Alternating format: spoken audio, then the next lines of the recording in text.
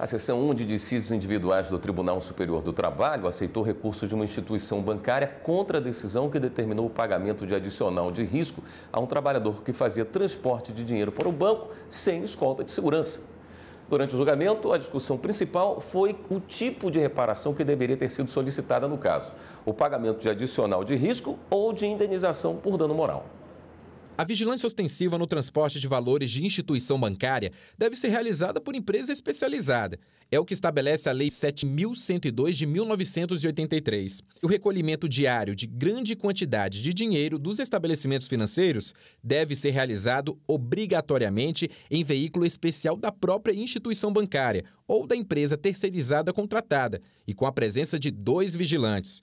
Mas em um caso ocorrido em Santa Catarina, um bancário recorreu à justiça porque chegou a transportar, segundo testemunhas, até R$600 mil em dinheiro sem escolta por seguranças.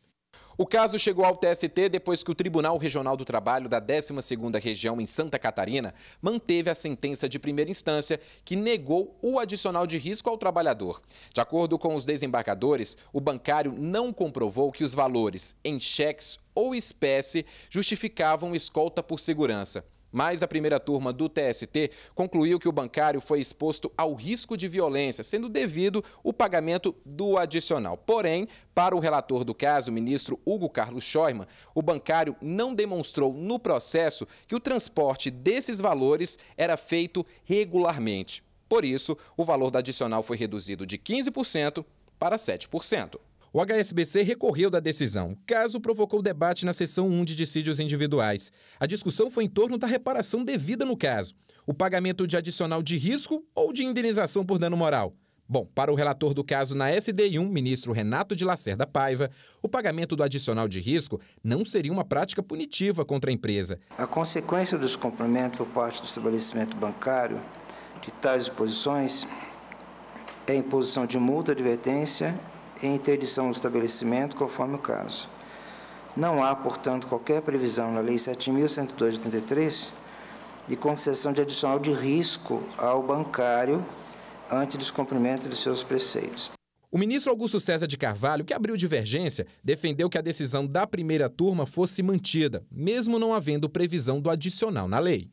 O equilíbrio contratual, que é uma derivação, é uma decorrência da comutatividade dos contratos, não depende necessariamente de previsão legal. Há discricionariedade, sim, da atividade jurisdicional, no civil, no trabalhista, para assegurar esse equilíbrio contratual, ainda que a lei não contemple rigorosamente qual a prestação que vai corresponder àquele ônus que foi atribuído, no nosso caso aqui, ao trabalhador. Já os ministros que seguiram o relator concluíram que o transporte de valores foi esporádico e, para coibir o ato ilícito do banco, seria mais eficaz um pedido de indenização por dano moral. A composição deveria ser, como nós temos feito aqui, me parece, através de dano moral, em razão do ato ilícito, pela ofensa imaterial praticada, e com base no artigo 6º da Constituição Federal, quando ela apresenta como direitos sociais, entre eles, exatamente a segurança,